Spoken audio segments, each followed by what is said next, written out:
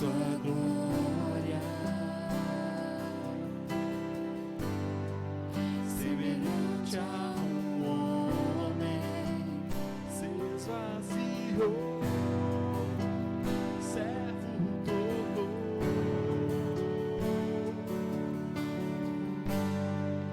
Pra si mesmo se humilhou, como filho obedeceu até a morte, morte de cruz. Mas o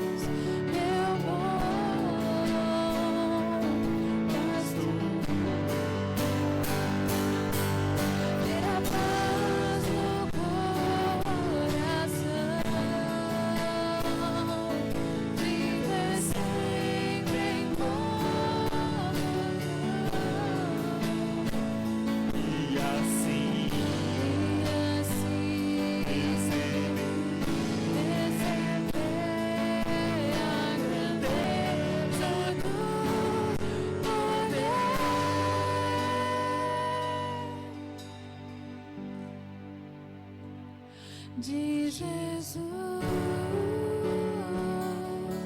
meu bom pastor,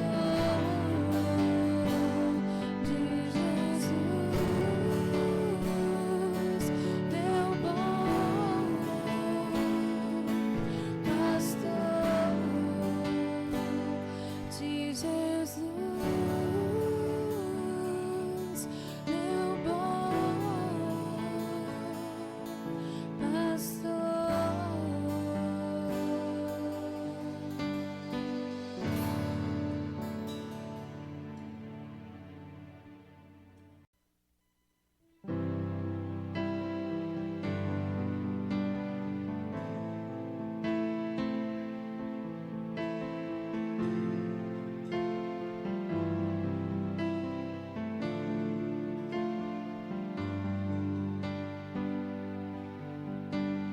sonda-me, Senhor, e me conhece.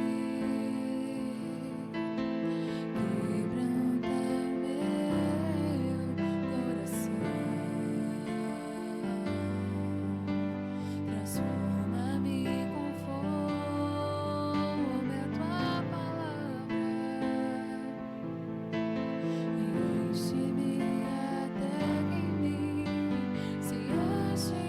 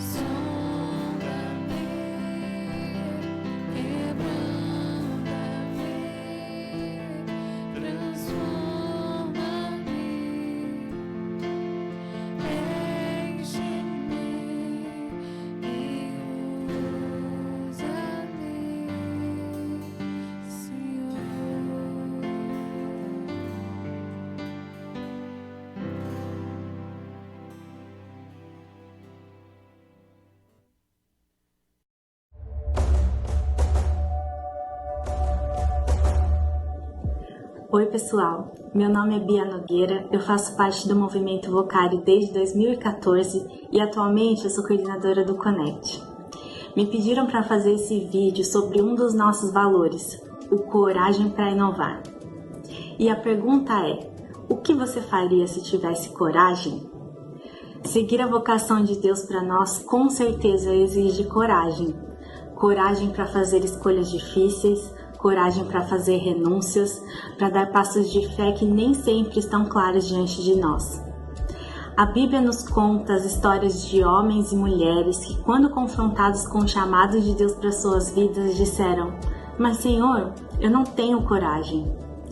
Eu acredito, e nós do Vocari acreditamos, que a resposta de Deus para aquelas pessoas é a mesma dele para nós hoje. Não tenha medo, tenha coragem, porque eu estou com você.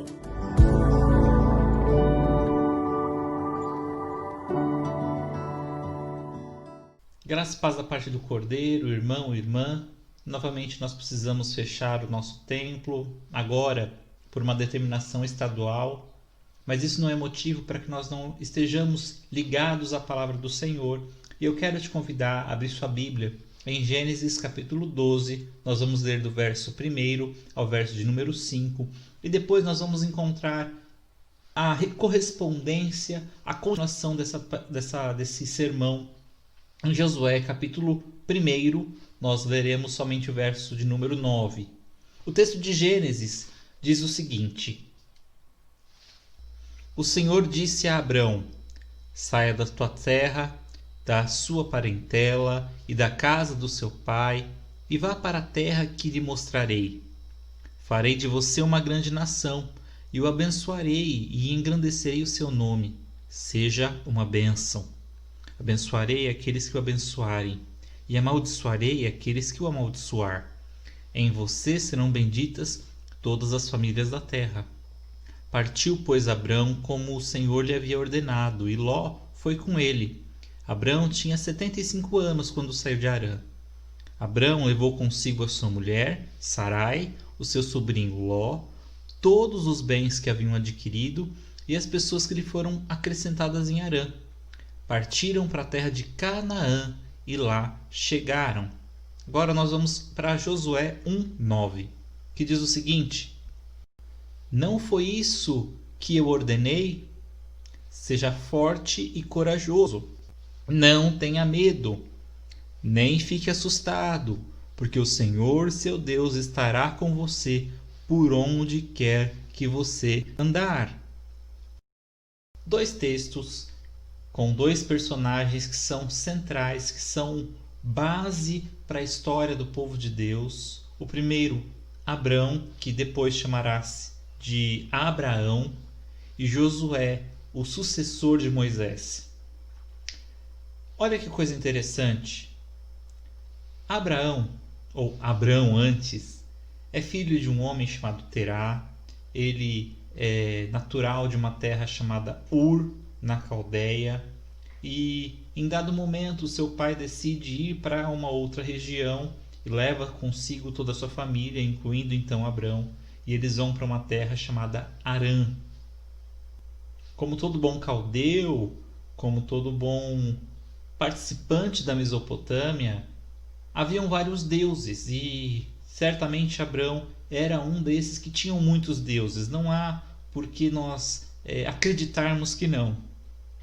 Mas Abrão, um dia, ouve o chamado de um Deus só, de um único Deus, um Deus que inclusive é bastante ciumento quanto à questão de outros deuses, que não permite idolatria.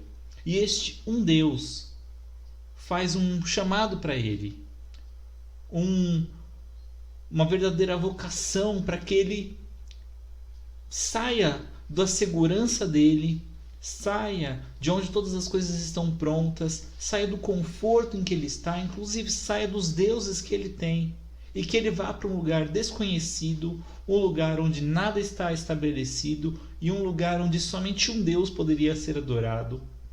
E ele deveria confiar que esse Deus, este único Deus que o estava chamando, o abençoaria.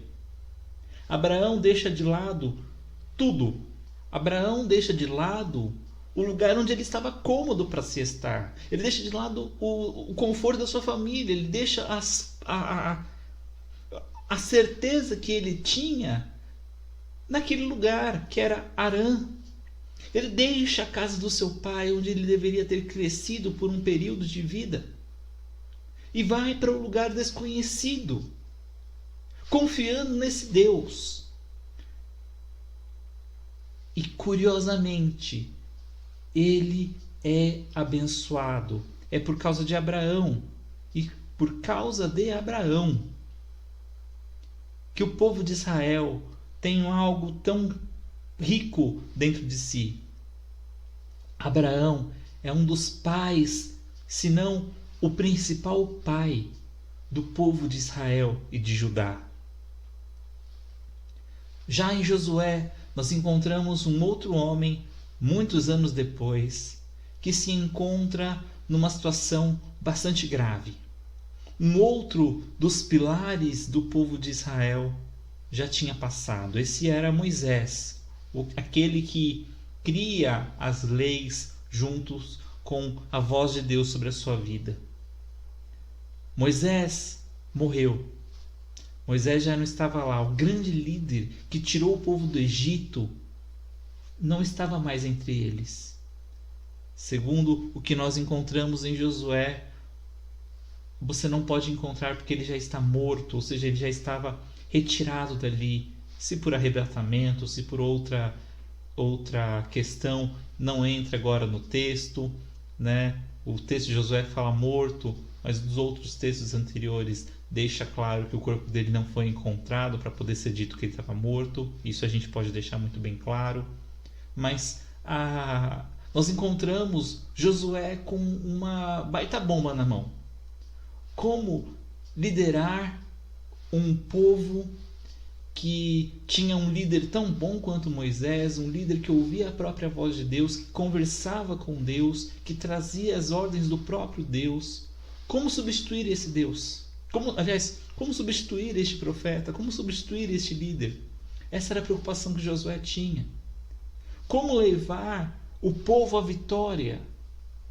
Se ele já não poderia mais subir ao Sinai, se ele já não poderia receber as estratégias de Deus. Pois bem, o que Deus fala para ele é: eu já não te dei essa ordem, seja forte e corajoso. O que eu quero refletir com você é sobre comodismo, sobre chamado e sobre coragem. Muitas vezes nós estamos acomodados onde nós estamos, pois ele é seguro.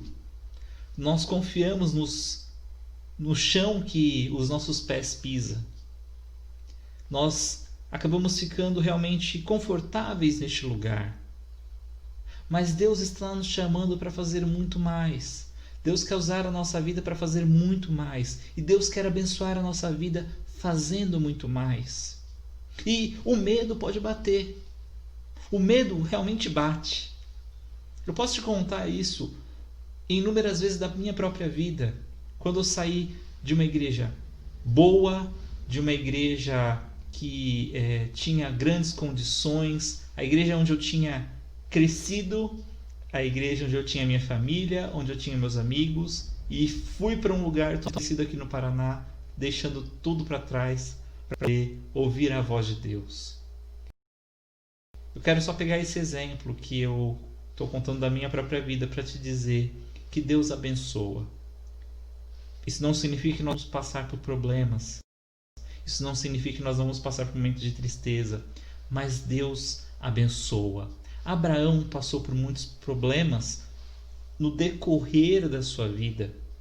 Abraão, até a concretização dessa promessa, precisou passar por alguns problemas, inclusive por momentos em que ele não acreditou em Deus. Josué, no seu trajeto liderando o povo, passou por problemas de dúvidas, passou por momentos inclusive em que ele estava vacilante. Não é errado a gente ter medo, não é errado a gente vacilar, O errado é a gente não ouvir a voz de Deus, dizendo que é para a gente ir, sair do nosso comodismo e sabendo que Ele nos abençoará. Nós estamos vivendo em tempos difíceis. Sim, pandemias dão problema, pandemias dão medo. Mas não foi mandado do Senhor, não foi mandado do Senhor que nós sejamos fortes e corajosos. Nós não precisamos ter medo. Nós não precisamos nos acomodar onde nós estamos. Nós não precisamos ficar realmente confortáveis com o chão que nós pisamos. Mas nós podemos ter coragem e coragem sem medida, porque Deus vai nos abençoar. Vamos ser fortes e corajosos. Vamos para onde Deus está nos mandando para ir. Vamos ser obedientes, vamos ter coragem e Deus nos abençoará. Seja forte e corajoso. Seja forte e corajosa, minha irmã. Seja forte e corajoso, meu irmão. Deus vai nos abençoar. Deus está conosco sempre. E eu quero reviver essa frase que eu estava falando antes de nós reabrirmos, porque eu quero dizer uma coisa para você e tenha certeza disso. Deus está com você.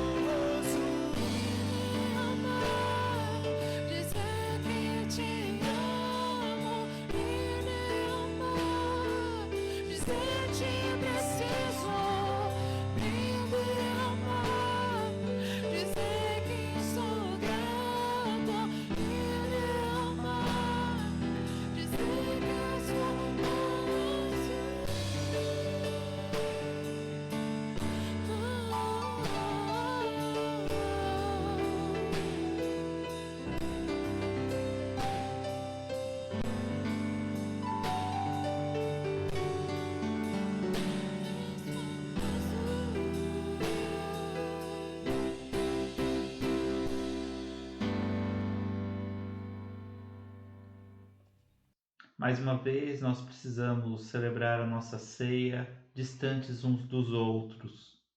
Não é de maneira nenhuma o jeito que nós mais gostamos, mas na história da igreja, muitas vezes nós precisamos viver experiências como essa. A igreja primitiva, por muitos momentos, precisou viver dessa maneira, de uma maneira distante uns dos outros, de uma maneira onde eles não podiam professar a fé. Hoje nós podemos fazer isso com grande liberdade ainda, apesar de nós não podermos abrir nosso templo nestes finais de semanas, mas nós ainda podemos professar a nossa fé com muita liberdade. Não há perseguição no Brasil e qualquer pessoa que diga isso desconhece a história da igreja, da humanidade, desconhece o que é perseguição de verdade. Mas nós estamos ainda assim diante da mesa do Senhor, porque a mesa do Senhor, ela não precisa do templo, ela não precisa de um ministro, ela não precisa, na verdade, nem mesmo dos elementos, porque tudo aquilo é dado pelo próprio Senhor, a mesa é do Senhor. O sinal que o Senhor quer nos expressar, o símbolo, tem um significado mais profundo. E o significado mais profundo é que a mesa do Senhor é estendida de maneira graciosa a todos nós que fomos abraçados pelo sangue do Cordeiro, fomos limpos por ele, podemos fazer parte da mesa do Senhor, podemos fazer parte deste momento. E eu quero te convidar a pegar um pão, um cálice, se reunir junto com os seus familiares, com seus queridos que estão com você neste momento e celebrar a ceia. Pastor, não tenho pão. Tá bom, você tem um outro elemento aí? Você tem uma panela de arroz? Pastor, eu não tenho um suco de uva. Tá bom, você tem aí um suco de abacaxi? Você tem aí um refrigerante? Não é importante que seja esses elementos sempre. Os elementos por si não têm poder nenhum. É muito importante que você se lembre o que eles significam. Eles significam o poder maravilhoso, significam aquilo que Jesus disse mesmo, para que nós lembrássemos da morte dele, do sacrifício dele, do significado do sacrifício dele sobre a nossa vida. Por isso, agora você pode reunir o que você tem aí. Se você não tiver um pão, se você não tiver um cálice, mas reúne alguma coisa. Coloca alguma coisa que você possa comer, alguma coisa que você possa beber, que você possa partilhar. Porque nessa partilha nós lembramos que nós, tal como o corpo de Cristo foi partilhado, agora partilhamos sim a dor, partilhamos sim o sacrifício, mas partilhamos também a certeza da ressurreição de Cristo. Nós partilhamos agora também a graça do Senhor que é estendida por a mim e a você. E agora que você já reuniu esses elementos, eu quero orar com você e pedir para que o Senhor abençoe e que nós logo possamos partir. Oremos. Senhor Deus, nós nos colocamos diante de Ti, gratos pelo Teu amor, gratos pelo Teu sustento, gratos pelo Teu amparo, gratos por tudo que o Senhor faz, porque tudo que o Senhor faz é bom. Pedimos, ó Pai, que no nome de Jesus o Senhor coloque Sua mão sobre os nossos elementos aqui colocados, ó Pai, aqui dispostos diante do Senhor. Que este pão, que este cálice, que esses elementos que os meus irmãos estão colocando sobre suas mesas possam, ó Pai, ser abençoados pelo Senhor, possam, ó Deus, também ser multiplicados pelo Senhor. Nós vivemos num tempo difícil. Essa semana, novamente, nós teremos que fechar os comércios e nós ficamos muito preocupados com isso. Mas a Tua palavra nos lembra que nós devemos ser corajosos, nós precisamos ser valentes, que nós precisamos lembrar que o Senhor está conosco.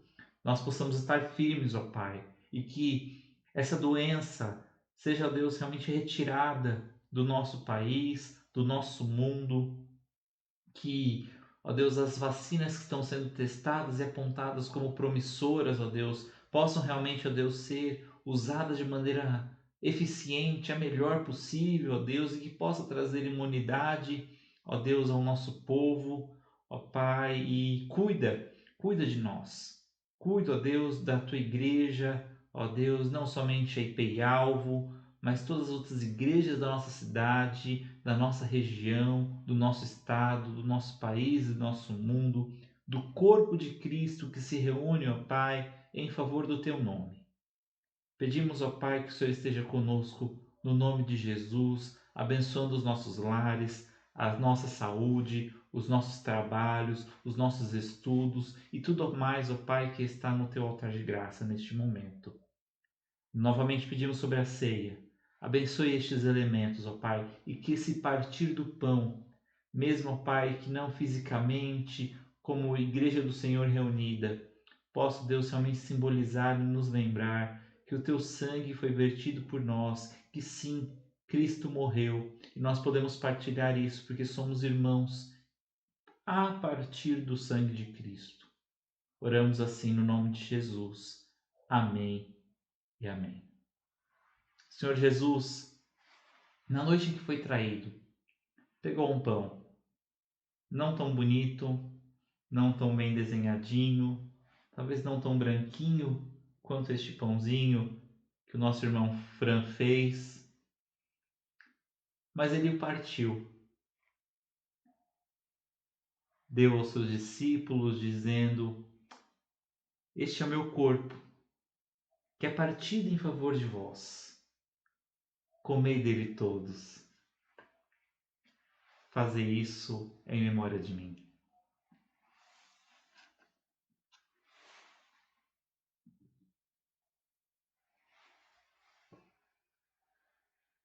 De forma muito semelhante, Jesus pegou um cálice, não tão transparente, não tão bem desenhado, não tão bem limpo, e deu a cada um dos seus discípulos, dizendo: Este cálice é o cálice da nova aliança feita pelo meu sangue. Bebei dele todos. Fazei isso em memória de mim, porque todas as vezes que vocês estiverem partindo o pão, comendo e bebendo, vocês estão anunciando a minha morte até que eu venha. Jesus virá. Por isso também podemos beber no nome de Jesus.